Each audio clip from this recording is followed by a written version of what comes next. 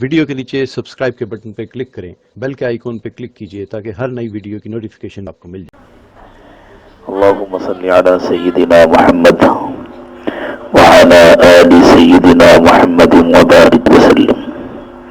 اللهم صل على سيدنا محمد وعلى آل سيدنا محمد وبارك وسلم. اللهم صل على سيدنا محمد وعلى آل سيدنا محمد وبارك وسلم. اللہ تعالیٰ نے فرمایا کہ تم کو جتنی نعمتیں ملی ہیں اس دنیا میں تم سے ان سب کا سوال ہوگا. ہر نعمت کا حساب دینا ہوگا اللہ کے پاس. زندگی بھی نعمت ہے، مال و اسباب بھی نعمت ہے، مکان و جائیداد بھی نعمت ہے، ذہنی علمی صلاحیتیں بھی اللہ کی نعمت ہیں، وقت بھی اللہ کی نعمت ہے، بیوی بچے بھی اللہ کی نعمت ہے. اور خاص طور سے دو نعمتیں بہت اہم ہیں، ایک مال اور ایک اولاد. ان کے سلسلے میں اللہ کے پاس ذرا مشکل امتحان ہوگا، اور تھوڑا سا بھی آدمی دھوکہ کھایا تو ان دونوں میں اٹک جائے گا. اسی لیے سورۃ تغابن میں اللہ تعالیٰ نے فرمایا انما اموالکم و اولادکم فتنہ. تمہارا مال اور تمہاری اولاد تمہارے لیے بہت بڑا امتحان ہے. فتنہ عربی میں امتحان کو کہتے ہیں، آزمائش کو کہتے ہیں. ایک مرتبہ ایک پروگرام میں جانا ہوا،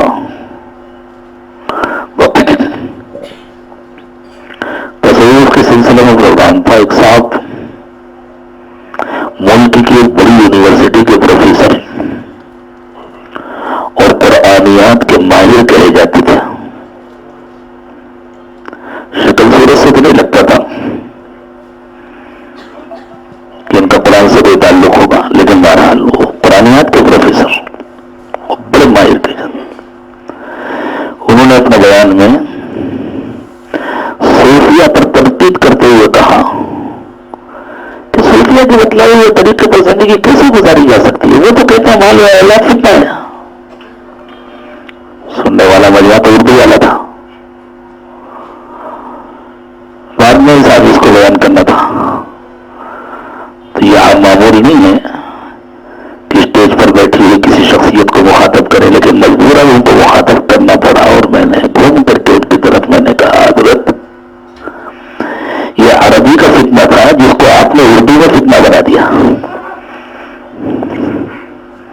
اور آپ ماہر قرآن ہیں. اگر واقعی یہ کہنا غلط ہے کہ مال و اولاد فتنہ ہے تو اس غلطی کی نسبت صوفیہ کی طرف کیوں کر رہے ہیں؟ اللہ کی طرف کیجئے نا. اللہ نے فرمایا ہے انما اموالکم و اولادکم فتنہ. نہیں پڑھی آپ نے آیت؟ میں نے کہا یہ عربی کا فتنہ ہے، آپ نے اس کو اردو میں فتنہ بنا دیا. قرآن میں فتنہ کہا گیا ہے آزمائش کو. یہ بتلایا گیا تمہیں اللہ نے جو مال دیا ہے وہ تمہارا بہت بڑا امتحان ہے. عام طور سے لوگ اس امتحان میں فیل ہوتے ہیں، عام طور سے فیل ہوتے ہیں. ذہن یہ بنا ہوتا میرا مال ہے وجود ہے. کمانے کی آزمائش میں تو کچھ لوگ پاس ہو جاتے ہیں کہ حرام نہیں کماتے. خرچ کرنے کی آزمائش میں بہت کم لوگ پاس ہو پاتے ہیں. مال کا جس طرح اللہ کی مرضی کے مطابق کمانا پڑے، اولاد اللہ کی نعمت ہے اور امتحان ہے. اللہ کے پاس اس کا حساب ہوگا تم نے اولاد کو کیا بنایا تھا. اللہ کا کہنا ماننا سکھایا تھا یا نہیں سکھایا؟ ماں باپ نے اگر اپنا کام پورا کر لیا، اچھی تعلیم دی، اچھی تربیت کی کوشش کی، اچھا ماحول فراہم کیا، برے ماحول سے، برے دوستوں سے بھی بچایا، تعلیم و تربیت کی بھی پوری کوشش کی، اس کے بعد خدا نخواستہ بگاڑ آیا تو پھر ماں باپ پر یہ ذمہ ہو. لیکن اگر اس بگاڑ میں ماں باپ کی لاپرواہی شامل رہی اور انہیں توجہ نہیں دی تو ماں باپ ذمہ دار ہوں گے. ایک بات پر غور فرمائیں، رسول اکرم صلی اللہ علیہ وسلم نے حافظ قرآن کے انعام کا جب تذکرہ فرمایا تو یہ فرمایا کہ اس کے والدین کو تاج پہنایا جائے. حفظ کیا بچے نے، تاج ملے گا والدین. ساتھ میں انہوں نے یہ بھی فرمایا کہ سوچو کہ جب والدین کو اتنا مہنگا، اتنا قیمتی، اتنا شاندار تاج پہنایا جائے گا، اور پھر وہ کم قیمت کا بھی اگر ہو، حکومت کی طرف سے کوئی ایوارڈ ملتا ہے، اس کی اپنی ایک اہمیت ہوتی ہے نا. صدر جمہوریہ کے ہاتھ سے ایوارڈ ملا، وزیر اعظم کے ہاتھ سے ایوارڈ ملا، چاہے خالی ایک شال ہو، وہ بھی سستی والی جو اڑانے کے لیے بنتی ہے. ہم نے دیکھا تمل ناڈو میں کچھ شالیں اسی کام کی ہوتی ہیں، بس ون ٹائم یوز ہوتی ہے. تو اللہ کی طرف سے انعام ہوگا. تو اس کی اہمیت یہ ہے کہ اللہ کی طرف سے ہوگا. اس پر غور کیا. ہاں تو میں یہ عرض کر رہا تھا کہ حضور نے فرمایا ہے کہ سوچو کہ یہ والدین کا یہ اکرام ہوگا تو خود حافظ قرآن کا کیسے ہوگا. پھر فرمایا حافظ قرآن کے ساتھ تو معاملہ یہ ہوگا کہ اس سے کہہ دیا جائے گا کہ بس شروع کرو اپنی تلاوت، کما کنت ترتل فی الدنیا، جیسے دنیا میں پڑھتے تھے ایسے ہی پڑھنا شروع کرو. سے معلوم ہے دنیا میں پڑھتے تھے، اور ترتل کا لفظ ہے ڈھنگ سے پڑھتے تھے، آداب کی رعایت کے ساتھ پڑھتے تھے، ترتیب کے ساتھ پڑھتے تھے. اور پڑھنے کے لیے یاد ہونا بھی ضروری ہے نا. تو حدیث میں آیا جن آیات پر عمل کیا ہوگا وہی یاد آئیں گی، ورنہ میموری ڈیلیٹ ہو جائے گی. جن پر عمل نہیں کیا ہوگا وہ آیات یاد نہیں آئیں گی، چاہے دنیا میں جتنا اچھا حافظ و قاری رہو. تو کہہ دیا رہے گا بس پڑھو اور چھوڑو. جنت کے درجات جہاں تلاوت پوری ہوگی وہیں تمہارا گھر ہوگا. اہم نقطہ یہ ہے ماں باپ کو کیوں اتنا اعزاز ملے گا. اس کی وجہ یہ ہے کہ عام طور سے جس عمر میں بچے اور بچیاں حفظ کرتے ہیں اس عمر میں وہ اپنے بارے میں فیصلہ کرنے کی پوزیشن میں نہیں ہوتے. یہ فیصلہ والدین کا ہوتا ہے. یعنی صحیح تربیت کا اعزاز ہوگا. اس میں یہ اشارہ چھپا ہوا. تو صحیح تربیت سے صرف حفظ کرا دینا تھوڑی ہے، اسے مکمل اللہ کا بندہ بنانا، مکمل اللہ کی بندی بنانا. کیونکہ ہدایت کا مصدر اور منبع تو قرآن پاک ہے نا. قرآن سے ہدایت پھوٹتی ہے، ہدایت کا سرچشمہ ہے قرآن. حدیث مبارکہ قرآن کی ہی شرح ہے. باقی اللہ والوں نے جتنی باتیں کہی ہیں وہ قرآن و حدیث کی روشنی میں کہی ہیں، تو اصل تو قرآن ہے. تو تربیت کا اصل منبع بھی قرآن ہے.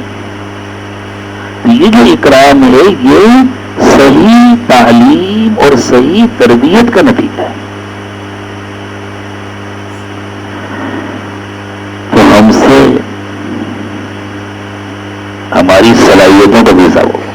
ہماری صلاحیتوں کا صحیح استعمال ہوا یا غلط استعمال. ہماری ذہنی علمی صلاحیتوں کا استعمال ہوا ہے اللہ کے حکم کے مطابق یا اللہ کے حکم کے خلاف. اس کا حساب. ہماری طاقت کا استعمال، ہمارے وقت کا استعمال،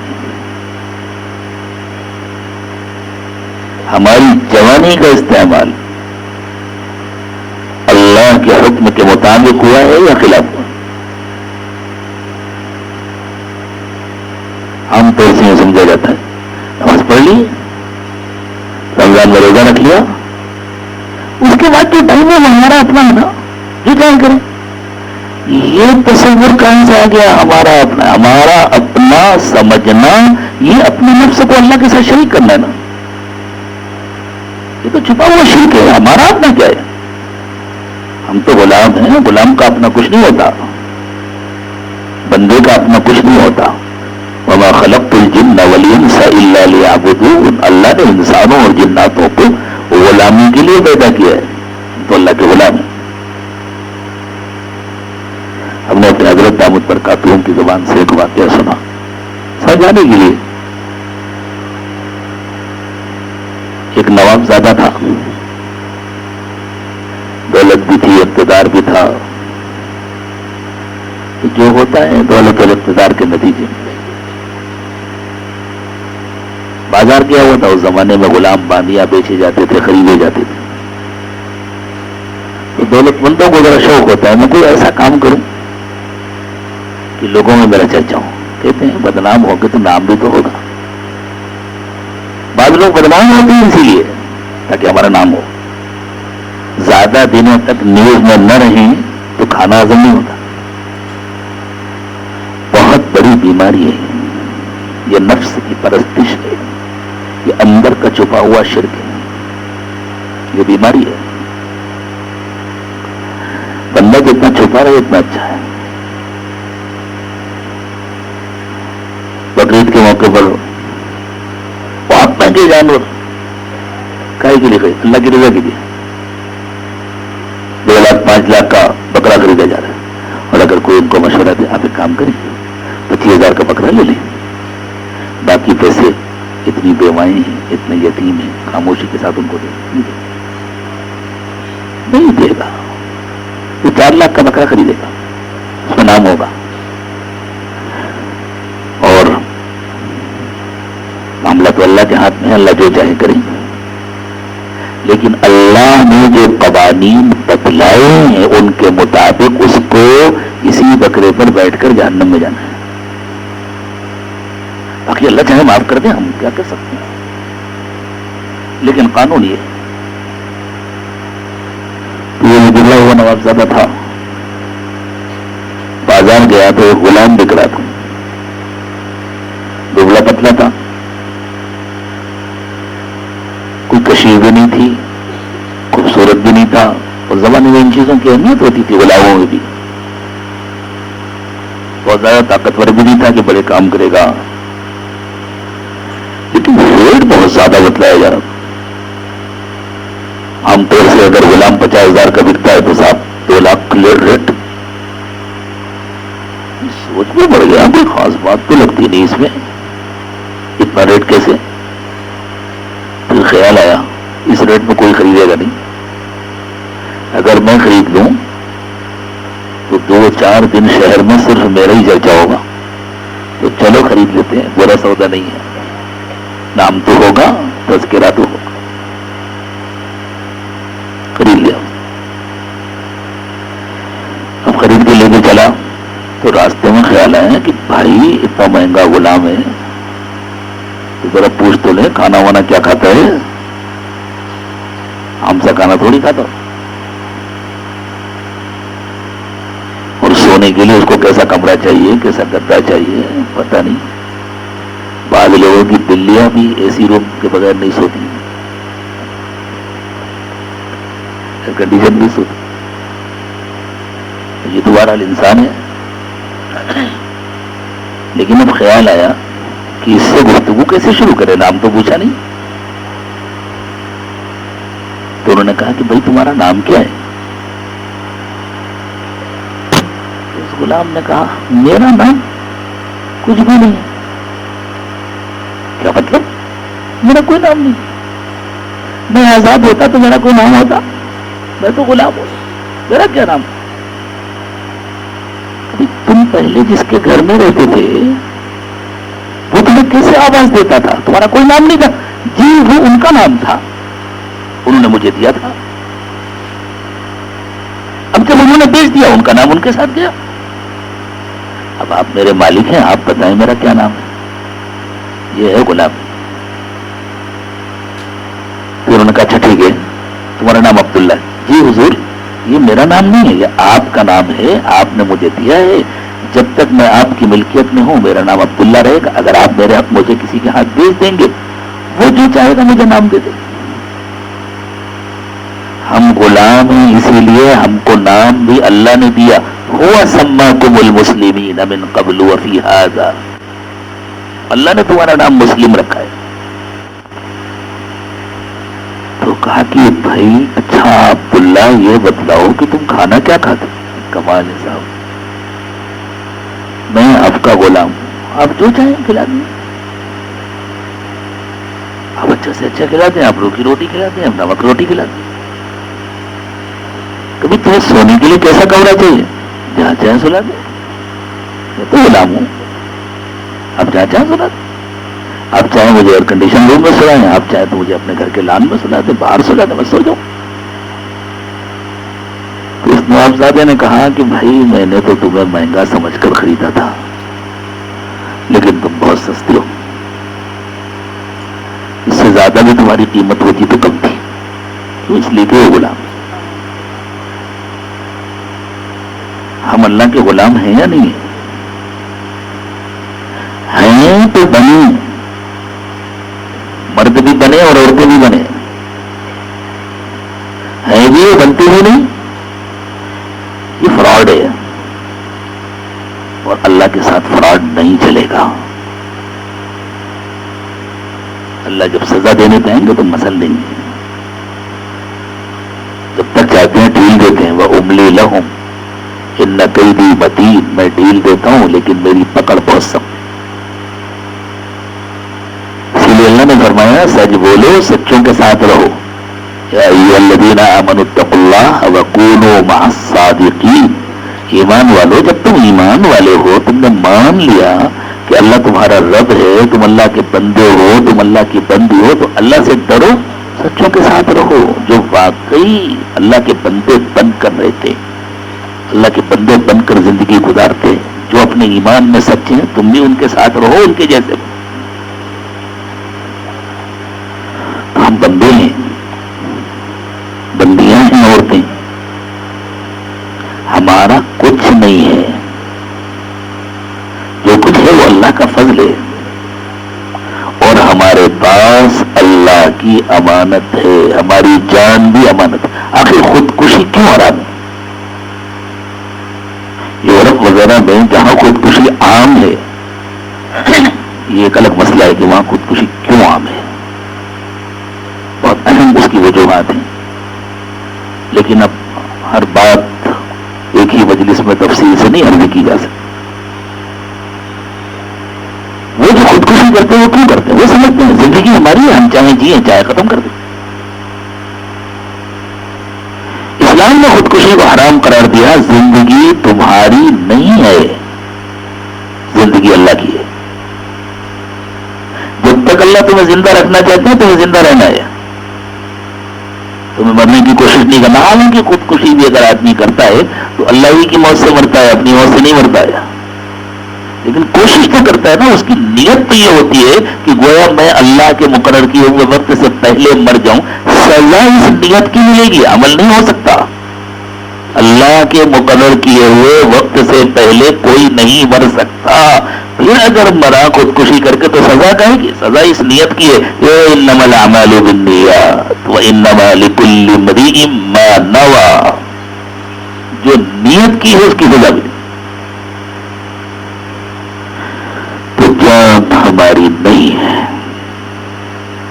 مال ہمارا نہیں ہے، وقت ہمارا نہیں ہے. اس لیے ٹائم پاس کی مسلمان کے بعد کوئی گنجائش نہیں ہے. وقت اس کا نہیں.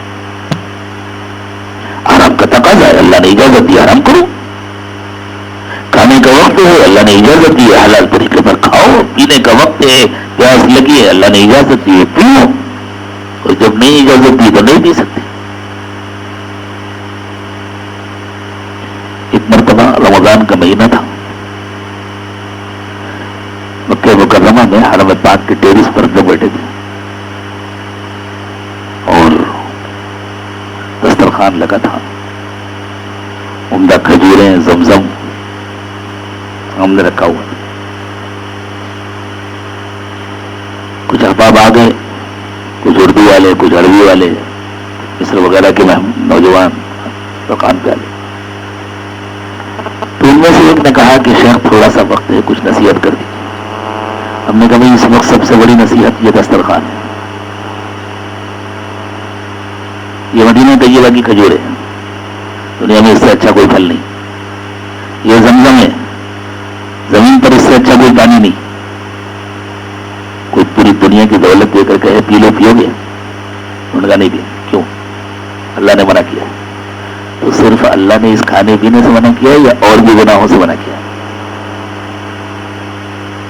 اور بھی گناہوں سے منع کیا نا.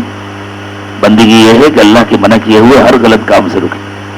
تھوڑی دیر کے بعد مغرب کی اذان ہوگی، اب پئیں گے، اب کھائیں گے.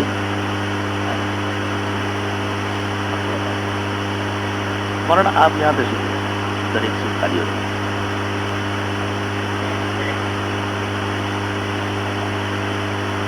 اللہ تعالیٰ نے روزے کے بارے میں فرمایا نا، روزہ تقویٰ سکھانے کے لیے. روزہ تقویٰ کیسے سکھاتا ہے؟ کوئی سیکھے گا روزے سے تب تقویٰ سکھائے گا نا. ہمارے یہاں تو روزہ سال بھر کی کھانے کی تلافی کے لیے ہوتا ہے. جب تک 11 مہینے نہیں کھایا جتنا رمضان میں کھاتے ہیں. عام طور سے رمضان میں تھوڑا وزن بڑھ جاتا ہے لوگ. قرآن نے کہا کہ روزہ تقویٰ سکھانے کے لیے. یا ایھا الذین آمنوا کتب علیکم الصیام کما کتب علی الذین من قبلکم لعلکم تتقون. اللہ کا ڈر پیدا کرنے کے لیے روزہ ہے، تقویٰ سکھانے کے لیے روزہ ہے. سحری کا وقت ہے، کھا رہے ہیں، پی رہے ہیں. تہجد کا وقت ہے، دعاؤں کی قبولیت کا وقت ہے. بالکل حلال و پاکیزہ روزی ہے، ایک پیسہ بھی مشتبہ نہیں ہے. پھر بھی اپنی مرضی سے نہیں کھا سکتے. بار بار گھڑی دیکھ رہے ہیں کتنا وقت باقی ہے. باپ پوچھ رہی ہے بچی سے، باپ پوچھ رہا ہے بیٹے سے، بیٹا دیکھو کتنا وقت باقی. بتلا رہے ہیں ابا صرف 5 منٹ بعد. اچھا لاؤ جلدی سے میں چائے پی لوں، جلدی سے میں پانی. کیوں؟ اس لیے کہ ہم آزاد نہیں ہیں، ہم پابند ہیں. یہ ساری زندگی کے لیے سیکھنا ہے. ہم ہمیشہ پابند ہیں، کہیں آزاد ہیں. اپنے گھر میں ہوں، کاروبار میں ہوں، اسمبلی میں ہوں، پارلیمنٹ میں ہوں، با اختیار ہوں، بے اختیار ہوں، دولت مند ہوں، فقیر ہوں، ہم اللہ کے حکم کے پابند ہیں. جس نے یہ سمجھ لیا دل کی گہرائی سے کہ ہم اللہ کے حکم کے پابند ہیں، ڈر لگتا ہے کہتے ہوئے، لیکن سچ کا حق یہ ہے کہ اسے کہا جائے صرف وہی مسلمان ہے جس نے یہ مان لیا کہ ہم پابند، ہر چیز میں ہم پابند ہیں، صرف وہی مسلمان. باقی نام کے مسلمان ہیں، جیسے ہی کیسے یہود و نصارہ نام کے مسلمان تھے. ان کا زبانی زبان خرچی کا جو ایمان تھا وہ ان کے کام نہیں ہے. تو ہمارا وقت، ہماری صلاحیت، ہمارا مال سب ہمارے پاس اللہ کی امانت ہے اور سب کا حساب ہوگا. اولاد بھی اللہ کی امانت ہے، اولاد کا بھی حساب. ماں باپ کی ذمہ داری ہے کہ بچپن سے اولاد کو صحیح عقائد سکھائیں. اولاد کے دل و دماغ میں یہ ڈالیں ہمارا رب اللہ ہے، جو کچھ ہوتا ہے اللہ سے ہوتا ہے، جو جہاں سے ہوتا نظر آ رہا ہے یہ سب نظر کا دھوکہ ہے، ہوتا اللہ سے. اب دیکھیں اس وقت دن کا وقت ہے، دھوپ ہے، روشنی ہے. یہ روشنی کہاں سے آ رہی ہے؟ سورج سے آ رہی نا. لیکن سورج روشنی دینے میں اللہ کے حکم کا پابند ہے. اللہ نور السماوات والارض، زمین اور آسمان کی جو روشنی ہے وہ اللہ کی ہے. حقیقت میں سورج کی روشنی نہیں ہے، اللہ کے حکم سے سورج روشنی دے رہا ہے، اللہ کی روشنی. روٹی کھاتے ہیں، چاول کھاتے ہیں، یہ غلے کہاں سے اٹھتے ہیں؟ زمین سے اٹھتے ہیں. اور قرآن کہتا ہے وَفِي السَّمَاءِ رِزْقُكُمْ وَمَا تُوعَدُونَ، تمہارا رزق آسمان میں. حقیقت میں اللہ دے رہے ہیں، زمین نہیں دے رہی. یہی تو فرق ہے نا. اسی لیے ہم زمین سے غلہ لے کر کھاتے ہیں اور شکر اللہ کا ادا کرتے ہیں، زمین کا نہیں. توحید و شرک میں یہی فرق ہے نا. مشرک زمین کا شکر ادا کرتے ہیں، ندی سے پانی لے کر پیتے ہیں، شکر اللہ کا ادا کرتے ہیں جس کے حکم سے ندی میں پانی آتا ہے اور بہتا ہے. ندی کا نہیں، ہم ندی کی پوجا نہیں کرتے، ہم زمین کی پوجا نہیں کرتے. سورج کی روشنی سے انرجی لیتے ہیں، اللہ کا شکر ادا کرتے ہیں، سورج کا نہیں.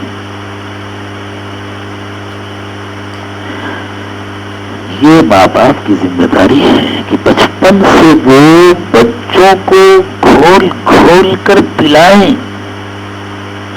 ان کے دل و دماغ میں بیٹھائیں. اللہ کے رسول صلی اللہ علیہ وسلم کیسی تربیت فرماتے تھے. حضور کے گھر کے جو چھوٹے بچے ہوتے تھے، حضرت عبداللہ ابن عباس بچے تھے، حضرت عباس کے بیٹے، حضور کے چچا زاد بھائی تھے لیکن بچے تھے. بعض موقعوں پر رسول اللہ صلی اللہ علیہ وسلم نے ان کے سر پر ہاتھ رکھ کر،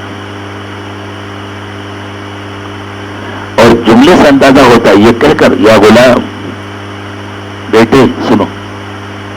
غلام لڑکے کو کہتے ہیں، بچے کو کہتے ہیں، لیکن عربی میں اس موقع پہ استعمال کرتے ہیں جس موقع پہ ہمارے یہاں عام طور سے بیٹا کہتے ہیں. کسی بچوں کو کہتے ہیں نا بیٹا سنو. اگر ساری دنیا مل کر تمہارا بھلا چاہے، اللہ نہ چاہے، بھلا نہیں ہو پائے گا. یہ حضور سمجھا رہے ہیں.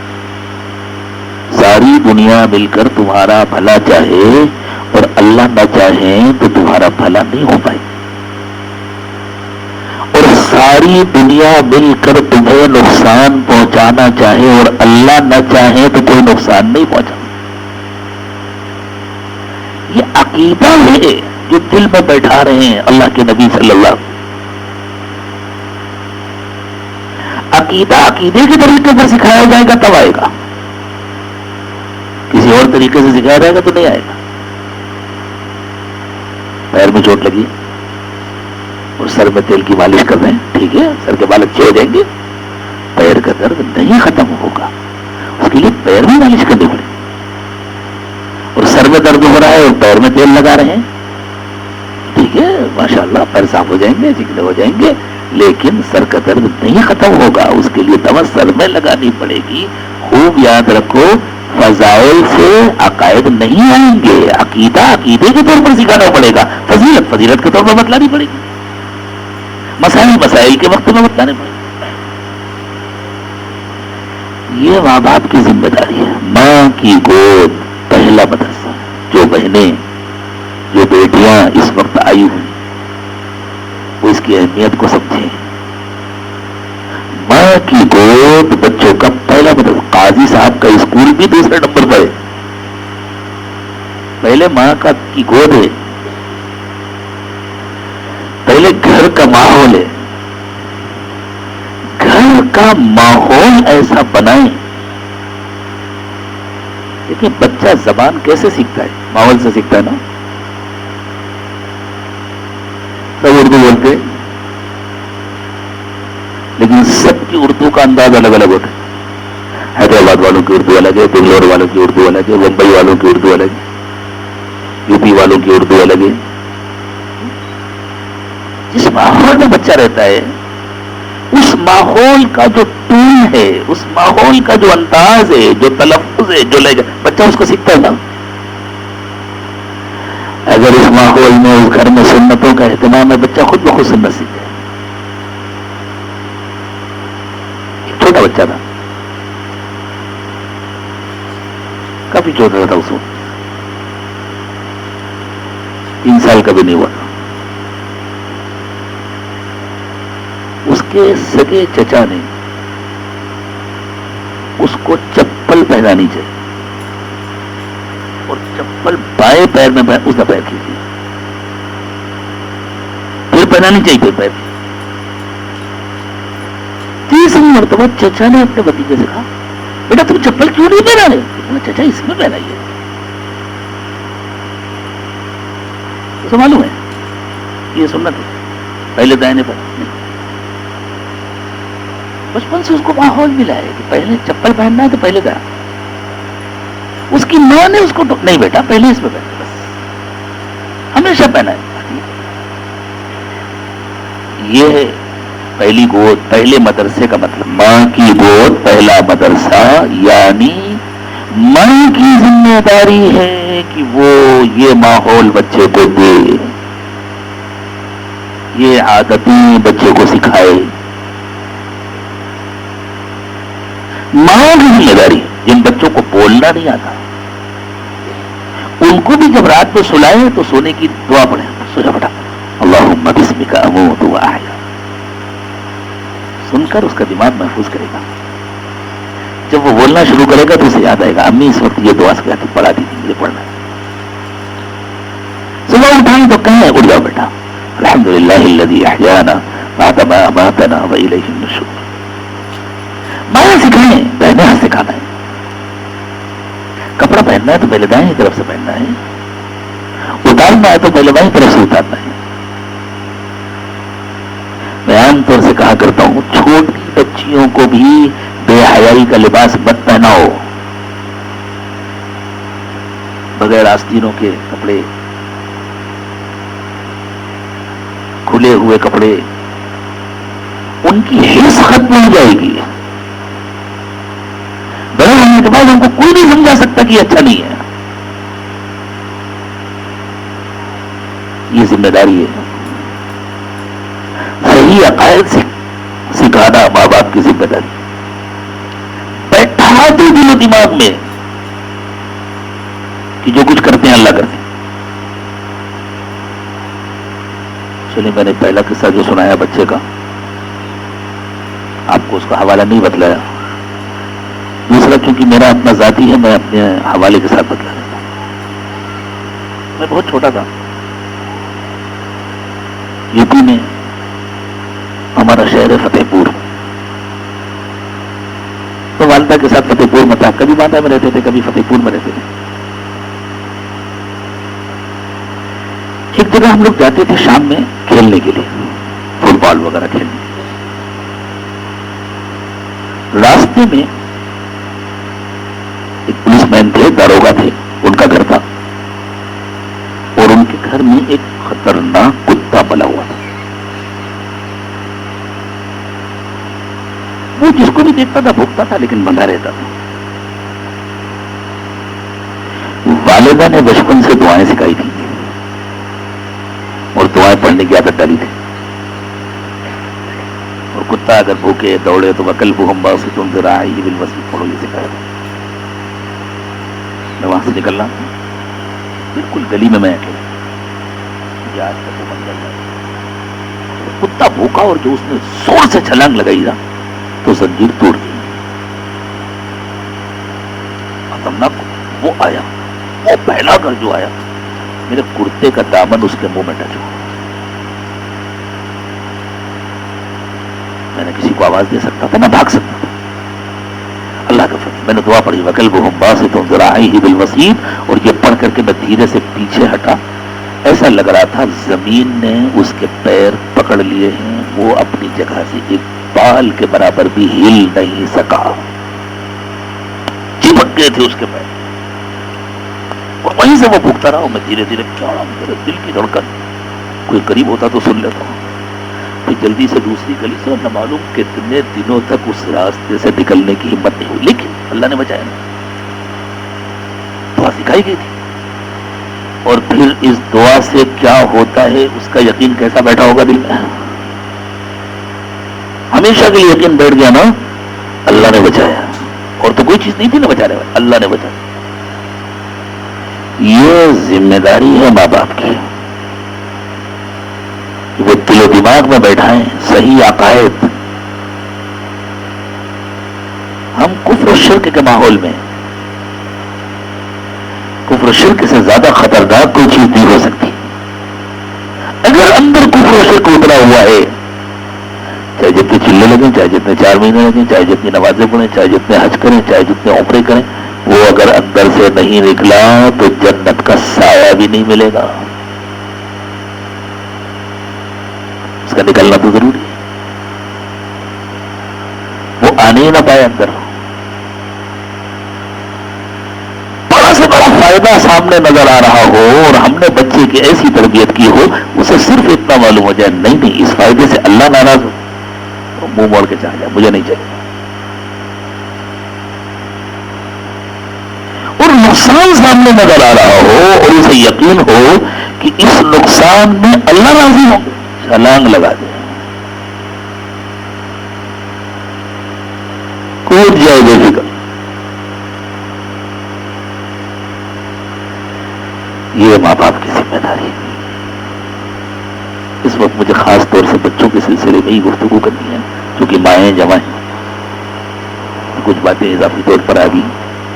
اللہ تعالیٰ سب کو توفیق دے. گھروں کا ماحول دینی بناؤ. رات میں سوتے وقت بچوں کو انبیاء کرام کے قصے سناؤ، اولیاء کرام کے واقعات سناؤ، اللہ والوں کے قصے سناؤ.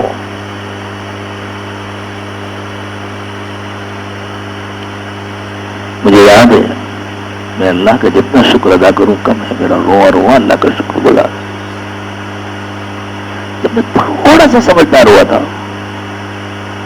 تو میری والدہ محترمہ اللہ ان کو صحت و عافیت سے رکھے، انہوں نے مجھے سمجھایا تھا، بیٹا تمہیں پتہ ہے ہم نے تمہارا نام طلحہ کیوں رکھا ہے؟ میں نے کہا نہیں بتائی. کہ بیٹا طلحہ نام کے ایک صحابی تھے. ایک مرتبہ اللہ کے رسول صلی اللہ علیہ وسلم دشمنوں کے بیچ میں گر گئے تھے.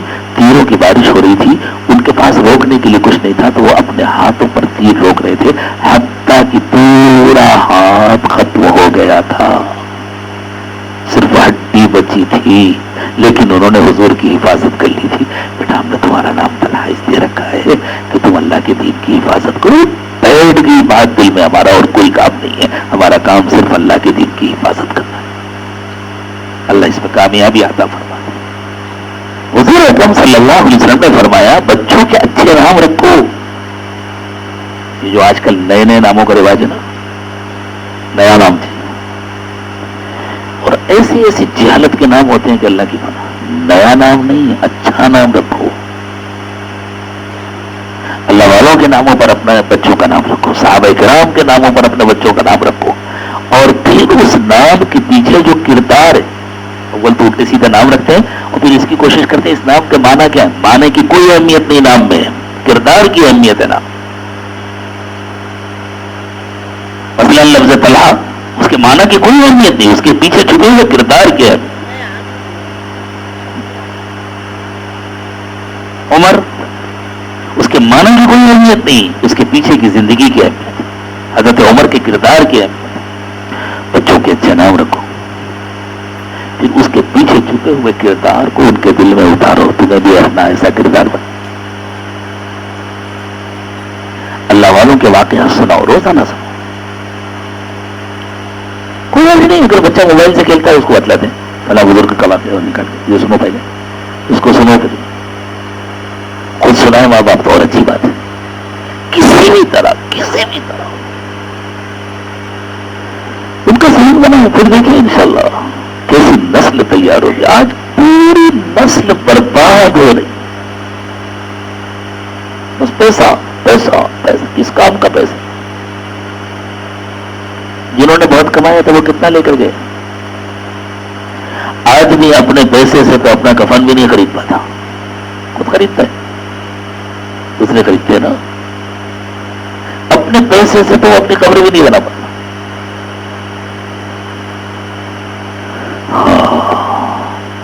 اللہ سب کو کردار عطا فرمائے. اس لیے آج مائیں یہ طے کر کے اٹھے، باپ بھی طے کریں. اللہ نے سب کو اولادیں دی ہیں، اللہ حفاظت سے رکھے، خوب برکت دے. سب طے کریں. روٹین ہی بنائیں, سنت کا ماحول بنائیں, ماں باپ خود سنت پر عمل کریں. ایک صاحب آئے, حضرت دعا کر دیجیے میرا بچہ نیک ہو جائے. میں پہلے تم نیک بن جاؤ, تم نیک بنو گے تو بچہ نیک بنے گا. تم نیک نہیں بنو گے اور بچے کے لیے دعا کراؤ گے تو وہ بھی انشاءاللہ بڑے ہو کر کے اپنے بیٹے کے لیے کسی سے دعا کرائے گا, اس سے زیادہ کچھ نہیں کرے گا. بچہ تمہاری کاپی بنے. ایک صاحب ہے, ایک مرتبہ اپنے بیٹے کو لے کر کے, ہماری کاروباری دوستی تھی ان سے, کہنے کہ حضرت میں نے طے کیا میں اپنے بیٹے کو حافظ بناؤں گا, عالم بناؤں گا, فلاں جگہ پڑھاؤں گا, یہ کراؤں گا, پی ایچ ڈی کراؤں گا, پھر جامعہ ازہر بھیجوں گا, آپ دعا کر دیجیے. میں نے کہا جو بنانا چاہتے ہو پہلے خود بن جاؤ, جو بنانا چاہتے ہو اپنے بیٹے کو. سب چاہتے ہیں, ہر باپ چاہتا ہے, ہر ماں چاہتی ہے میرے بچے میری آنکھوں کی ٹھنڈک بنے. چاہتے کہ نہیں چاہتے؟ تو ہم اللہ کے رسول کی آنکھوں کی ٹھنڈک کب بنیں گے؟ ہم رسول اللہ صلی اللہ علیہ وسلم کی آنکھوں کی ٹھنڈک کب بنیں؟ ہم حضور اکرم صلی اللہ علیہ وسلم کی آنکھوں کی ٹھنڈک بن جائیں, انشاءاللہ ہمارے بچے ہماری آنکھوں کی ٹھنڈک بن جائیں گے. ہاں دنیا دارالاسباب میں محنت کرنی پڑے گی, لیکن اگر ہم خود حضور کی آنکھوں کی ٹھنڈک نہیں بنیں گے جان بوجھ کر, تو پھر ہمارے بچے بھی ہماری محنت کے باوجود ہماری آنکھوں کی ٹھنڈک نہیں بنیں گے. ہماری نظر میں اگر اللہ اور اس کے رسول کے حکم کی کوئی اہمیت نہیں ہے تو ہمارے بڑھاپے میں ہمارے بچوں کی نظر میں ہماری بات کی کوئی اہمیت نہیں ہوگی, اور ہونی بھی نہیں چاہیے. انصاف کا تقاضا یہ ہے کہ ہونا بھی نہیں چاہیے. جو اللہ اور اس کے رسول کے ساتھ بغاوت کی زندگی گزارے اس کے بچے اس کے باغی نہ بنے تو تعجب کی بات ہے. بالکل باغی بننا چاہیے. اس لیے ہمیں اس کا خیال رکھنا چاہیے. اولاد امانت ہے, مال بھی امانت, وقت بھی امانت, پوری زندگی امانت, ہر لمحہ امانت, صحت امانت, فرصت امانت. تھوڑی فرصت ہے چلے دوستوں کے ساتھ ٹائم پاس کر لیں. ارے تھوڑی فرصت ہے تو کہو چلو تھوڑی فرصت ہے, چلو جنت بنا لیں. تھوڑی فرصت ہے ذکر کر لیں, مراقبہ کر لیں, تلاوت کر لیں, دینی علم حاصل کر لیں, کچھ مطالعہ کر لیں. رسول اللہ صلی اللہ علیہ وسلم نے فرمایا 2 نعمتیں ایسی ہیں جن کی بڑی ناقدری ہوتی, ایک فرصت, ایک صحت. صحت ہے تو اللہ کی عبادت میں گزاریں, فرصت ہے تو دین کا علم حاصل کریں, مطالعہ کریں, اللہ کو یاد کریں, اور تھکے ہے تو آرام کریں. یہ سب کچھ ہمارے پاس اللہ کی امانت ہے. یہ سب اللہ کی نعمتیں ہیں, اور اللہ کی ان ساری نعمتوں کا ہمیں حساب دینا ہی پڑے گا. ہماری مرضی میں نہیں ہے, چاہے حساب دیں چاہے نہ دیں, حساب دینا ہی پڑے گا. اس لیے ہم سوچیں کہ ہم حساب کی تیاری کر رہے ہیں یا نہیں کر رہے. اللہ مجھے بھی توفیق دے, آپ کو بھی, مردوں کو بھی, عورتوں کو. اسکول بھیج کر, مدرسے بھیج کر کام پورا نہیں ہوتا. کام اس وقت پورا ہوتا ہے جب مدرسے میں اچھی تعلیم ہو. ماشاءاللہ یہاں مدرسے میں میں تو خوب جانتا ہوں, قاضی صاحب کو جانتا ہوں, ان کے اسکول کو جانتا ہوں, بار بار حاضری ہوتی رہتی, بڑا اطمینان ہے. لیکن کام اس وقت پورا ہوگا جب گھروں سے تعاون ملے. یہاں تعلیم ہو اور گھروں میں اس تعلیم کے مطابق ماحول ہو. یہاں دعا سکھائی جائے, گھر میں پڑھی جاتی ہو. یہاں سنت سکھائی جائے, گھر میں اس پر عمل ہوتا ہو. چھوٹے بچوں کو سکھاؤ, بیٹے دائیں کروٹ لیٹو. ہمارے نبی صلی اللہ علیہ وسلم دائیں کروٹ لیٹو. وہ سمجھے یا نہ سمجھے, اسے کہو, بار بار کہو, بار بار کہو. بچہ جو سنتا ہے اس کی میموری میں محفوظ رہتا ہے. حتیٰ کہ اب تو سائنسداں کہتے ہیں کہ پیدائش سے پہلے بچہ جب ماں کے پیٹ میں ہوتا ہے اس وقت بھی وہ باہر کی آوازوں اور باہر کی روشنیوں کا اثر لیتا ہے. اور یہ کتنے واقعات ہیں کہ بچے کی پیدائش سے پہلے مائیں کثرت سے ذکر کرتی تھیں, کثرت سے تلاوت کرتی تھیں, تو بچہ بعد میں بہت جلدی سے حافظ ہو گیا, قاری ہو گیا. ایسے بچوں کو میں جانتا ہوں جن کو کسی نے قاری نہیں بنایا. پیدائشی طفیل قرآن پڑھتے تھے. کیوں؟ اس لیے کہ ان کی پیدائش سے پہلے ان کی ماں بہت تلاوت کرتی.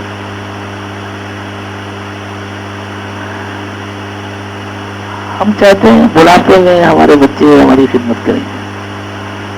اس کے لیے ان کے بچپن سے ان پر محنت کرنی پڑے گی. اپنی جوانی ان پر کھپا دو. تمہارے بڑھاپے میں وہ تمہاری لاٹھی بنیں گے, تمہارا سہارا بنیں گے, اور اصل ضرورت تو مرنے کے بعد ہوگی, اس وقت کام آئیں گے. اس وقت کام آئیں گے. اللہ ہم سب کو توفیق عطا فرمائے. جی اب انشاءاللہ ہم سب توبہ کر لیں. جو غلطی ہو گئی اللہ سے معافی مانگ لیں. آئندہ کے لیے عہد کر لیں انشاءاللہ کہ اب اللہ کی نعمت کو نعمت سمجھیں گے, امانت کو امانت سمجھیں گے, اس کا حق ادا کرنے کی کوشش کریں گے. اور توبہ کے ان کلمات کو پڑھیں. جو لوگ, جو مرد, جو خواتین سلسلے میں داخل ہونا چاہتے ہیں وہ ساتھ میں بیعت کی نیت بھی کر لیں. بسم اللہ الرحمن الرحیم. لا الہ الا اللہ محمد الرسول اللہ صلی اللہ علیہ وسلم.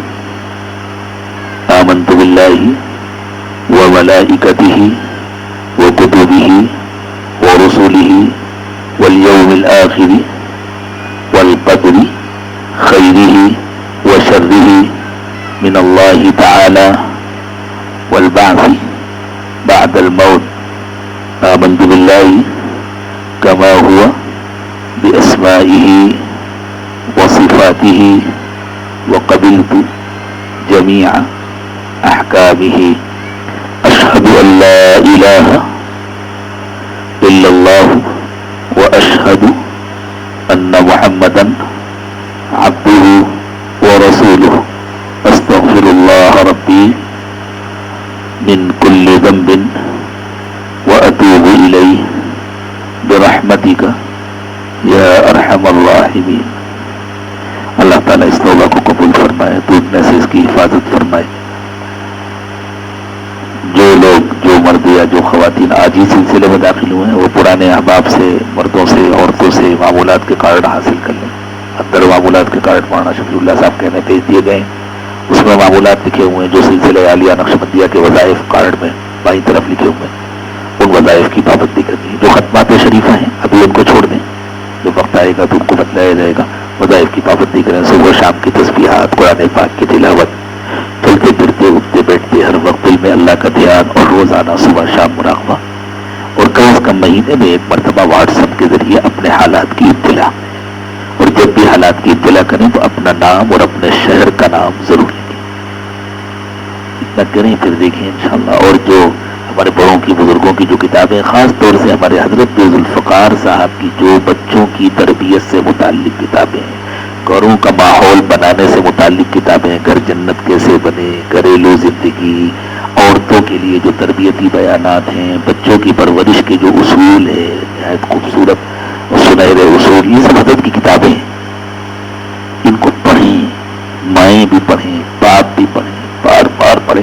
اور باقی حضرت جی کی تو ساری ہی کتابیں اس قابل ہیں کہ ان کو پڑھا جائے, دل کی آنکھوں سے, دل کے کانوں سے ان کو سنا جائے, اور غور و فکر کے ساتھ پڑھا جائے, اور اس کو زندگی میں اتارا جائے. انشاءاللہ پھر مرنے کے بعد تو جنت ملے گی ہی, دنیا جنت بنے گی انشاءاللہ. گھروں میں جنت جیسا سکون آئے گا انشاءاللہ, برکت آئے گی, پریشانیاں دور ہوں گی, مصیبتیں دور ہوں گی. اللہ کی طرف متوجہ ہو جائیں اور دعا کر لیں. سبحان ربی العلی الاعلی الوہاب. اللہم صلی علی سیدنا محمد وعلى آل سيدنا محمد وبارك وسلم. ربنا ظلمنا أنفسنا وإن لم تغفر لنا وترحمنا لنكونن من الخاسرين. پروردگار عالم ہم سب آپ کے عاجز اور کمزور بندے اور بندیاں ہیں, ہمارے حال پر رحم فرمائیے. اے اللہ ہمیں اپنی مرضی کی زندگی عطا فرما دیجیے. اللہ آپ ہم سے راضی ہو جائیے, اپنے رضا والے اعمال نصیب فرمائیے, اپنی ناراضگی سے اور ناراضگی کے اسباب سے حفاظت فرمائیے. اللہ ہم زندگی کا بڑا حصہ ضائع کر چکے ہیں, اللہ ہمیں معاف فرما دی, اللہ ہمیں معاف فرما دی. اللہ ہم اقراری مجرم ہے, اللہ نہ جان ہماری ہے, نہ مال ہمارا ہے, نہ وقت ہمارا ہے, نہ صلاحیت ہماری ہے. اللہ بہت دھوکے میں تھے, اللہ اس دھوکے کو ختم فرما دیجیے. اللہ سب کچھ آپ کی امانت ہے اللہ، آپ اپنی مرضی کے مطابق سب کچھ لگانے اور خرچ کرنے کی توفیق عطا فرما دیجیے اللہ۔ پچھلی زندگی کے گناہوں کو معاف فرما کر اگلی زندگی کو پچھلی زندگی کا کفارہ بنا دیجیے، آنے والے وقت کو پچھلے وقت سے بہتر بنا دیجیے اللہ۔ اچھی زندگی، اچھی موت، اچھا انجام نصیب فرمائیے، بری زندگی، بری موت، برے انجام سے بچا دیجیے اللہ۔ ہمارے بچوں اور بچیوں کو ہماری آنکھوں کی ٹھنڈک بنا دیجیے، اور اللہ ہم سب کو، مردوں کو، عورتوں کو، سب کو رسول پاک صلی اللہ علیہ وسلم کی آنکھوں کی ٹھنڈک بنا دیجیے اللہ۔ اپنی محبت عطا فرما دیجیے، اپنے چاہنے والوں کی محبت عطا فرما دیجیے، حلال و پاکیزہ روزی عطا فرمائیے، حلال کمانے کی توفیق دیجیے اور حلال طریقے پر خرچ کرنے کی توفیق دیجیے، حلال کھانے کی توفیق دیجیے، حلال طریقے پر کھانے کی توفیق دیجیے اللہ۔ آپ راضی ہو جائیے اللہ، آپ راضی ہو جائیے۔ نفس و شیطان کے فتنوں سے ہماری حفاظت فرمائیے، دجال کے فتنوں سے ہماری حفاظت فرمائیے اللہ۔ موت کے وقت میں ہمارے ایمان کی حفاظت فرمائیے اللہ۔ بہت کمزور ہیں، شیطان سے اپنے ایمان کو شاید بچا نہ سکیں اللہ، آپ مدد فرما دیجیے اللہ، آپ حفاظت فرمائیے۔ آپ جس کی مدد فرمائیں گے وہی اپنے ایمان کو بچا کر لے جا سکے گا اللہ۔ کفر کی موت سے ہماری حفاظت فرمائیے، بری موت سے ہماری حفاظت فرمائیے اللہ۔ جب ہماری موت کا وقت آئے تو ہمیں کامل ایمان کی موت عطا فرمائیے، اور اللہ موت تک ہمیں صحت اور عافیت سے رکھیے، تمام طاقتیں، تمام قوتیں سلامت رکھیے اللہ۔ کبھی کسی کا محتاج نہ بنائیے، ہمیشہ اپنے در کا محتاج بنا کر کے اللہ۔ ان اٹھے ہوئے ہاتھوں کی لاج رکھ لیجیے اللہ، سب کو اپنا بنا لیجیے اللہ۔ مردوں کو، عورتوں کو، سب کو ولایت کا نور عطا فرما دیجیے اللہ، ولایت کا نور عطا فرما دیجیے اللہ۔ سب کو اپنا بنا لیجیے اللہ، سب کو اپنا بنا لیجیے اللہ۔ جو پریشان ہیں ان کی پریشانیاں دور فرما دیجیے اللہ، جو مقروض ہیں ان کا قرض ادا کرا دیجیے، جو بے روزگار ہیں ان کو حلال و پاکیزہ روزگار عطا فرمائیے، جو بے اولاد ہیں ان کو نیک و صالح اولاد عطا فرمائیے اللہ۔ جو بے قصور جیلوں میں بند ہیں، مقدمات میں ماخوذ ہیں، عافیت کے ساتھ ان کی رہائی کا انتظام فرما دیجیے اللہ۔ جو لوگ اس کے لیے کوششیں کرتے ہیں ان کی کوششوں کو قبول فرما لیجیے، ان کو اپنے شایان شان اجر عطا فرمائیے، دین دنیا کی بھلائیوں سے مالا مال فرمائیے۔ وصلی اللہ تعالی علی خیر خلقہ محمد وعلی آلہ وصحبہ اجمعین برحمتک یا ارحم